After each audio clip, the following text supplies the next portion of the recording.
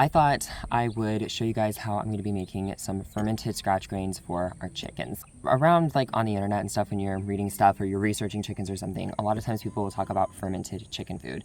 And it really is just like the equivalent of sourdough for humans. It's just fermenting something for your chickens so they can absorb the nutrients better.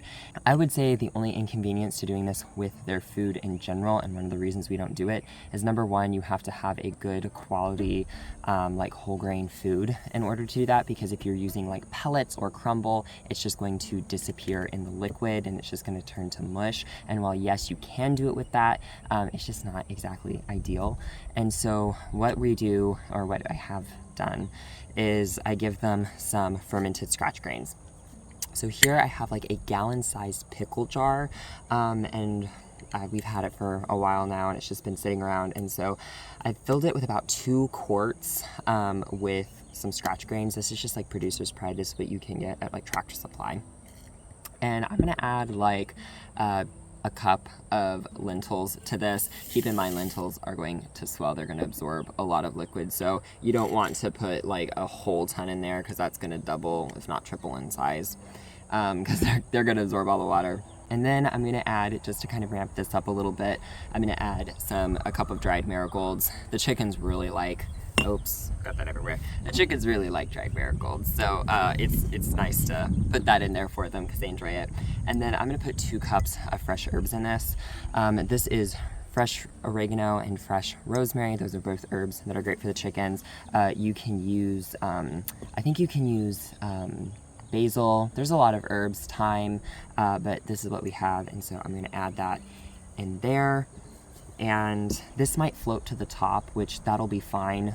You just want to continue to stir the container after you fill it with water to keep those herbs and stuff down in the liquid. And then I'm going to use my eyeballs here, and I'm going to do like a tablespoon of crushed red pepper flakes. And what this is going to do is this is going to help, it's really actually going to help kind of deworm them. If they have any parasites or anything, this is going to help get it out of their system. And so I'm going to add just a tidbit more in there. So it's really great to just have that in their system. And then also during the winter, you can give them red pepper flakes to help warm their bodies up. Okay, I just used my hands to stir that up. You probably could use like a spoon or something. I just don't have one out here with me. So got that all stirred up. Now I'm going to cover this with about 1 inch of water. And then as this absorbs the water and stuff, you're probably gonna need to top it up a little bit. The last batch I made, I put way too much liquid in this, and I don't want to make that mistake again. So I'll be a little bit lighter on the liquid this go around. But it'll absorb some of the water, and you just want to top it up. You just want to make sure there's like 2 inches of water over, 1 inch or 2 of water over your stuff as you're trying to ferment it. And you want to stir it every day, even twice a day if you want to. So this is something you can leave on the counter by your sink or in your kitchen, just so you're reminded to stir it up. And then right before I do that, you are going to want to cover it. I have a piece of cheesecloth and a rubber band.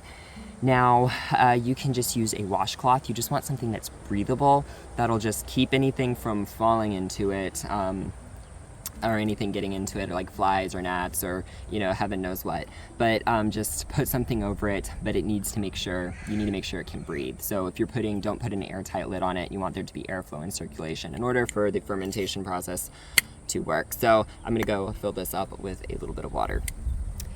Okay, so I'm gonna go ahead and add some water to this, and the water I used was just tap water. I didn't really worry about it. If you want to use spring water or filtered water or whatever, knock yourself out. But if you have city water, tap is gonna work just fine. Honestly, it's not gonna affect the process on this at all. And or from what I read, I did have to add just a wee bit after stirring, a wee bit more water, and then I just covered it with a cheesecloth so it could breathe. And this is basically what it was looking like on like day 1. I just put it on the shelf, and that was that. Now, this is what it was looking like at the end of day 1. It expanded quite a bit, and I didn't add water, so that was interesting. Here's what it was looking like on day 2. There was quite a bit of large bubbles. I think that was probably the lentil beans off-gassing in here, but once I gave it a stir, a lot of those bubbles just kind of disappeared, and it didn't quite have that like fermented bubbly look yet. So this batch ended up fermenting for 4 days instead of 3. This is what it looked like at the end of day 2. It looked pretty good. I didn't add any liquid. And then this is what it looked like on day 3. The kind of the water level dropped a little, so I added just a little bit more liquid before putting the cheesecloth back on top.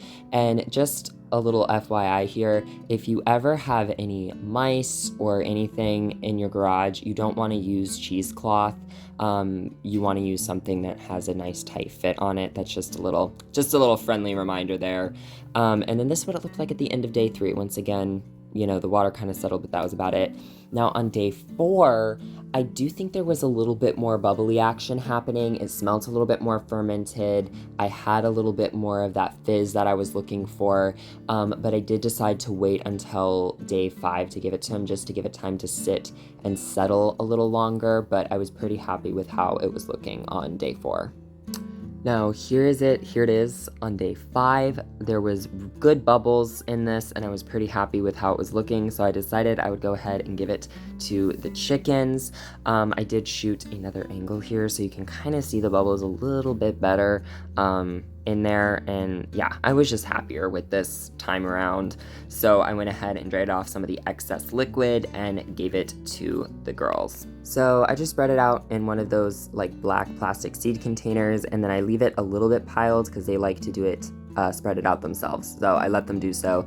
And usually when I come in here and do this, they like all run inside the coop and like wait for me to leave before they come investigate. They're getting better, but like usually that's what they do, and I don't know if it's because they're like scared of me and I haven't proven myself to them, or if it's because they don't feel like I'm worthy to be in their presence, which, to be honest, it's probably the lateral. I mean, are any of us worthy of a chicken's presence?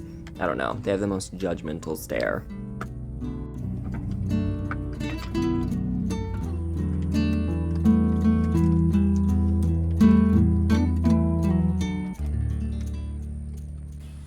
Okay, so I did a little bit of an experiment the other day, and I fermented another batch of scratch grains. And what I did differently with this one is the last one, I basically did about 8 cups of the scratch grain. And then with this batch, I did only 6. And then I added 2 cups of their regular feed to it. And I liked the product I got better this time around. It is a lot more bubbly. It fermented a lot better. It fermented quicker. And I just like the overall product better when I just went ahead and added a little bit of their regular food. Now, what I'm gonna try and do this next time that I ferment it, I'm gonna use a higher protein food. I believe it's a 20% protein, all flock feed, and I'm gonna use that in here because every time I give this to them, they will be getting a little bit more extra protein, and that will be good for them, you know, to help with like feather loss and, you know, all of that stuff. So I think that's what I'll do in the future, is use a higher protein layer pellet in a higher protein feed inside of here, because like I said, I feel like I got a much better fermentation from adding the regular feed to it. It did kind of dissolve in here a little bit, but it did give it a better texture. It fermented better and it looks better and smells better. So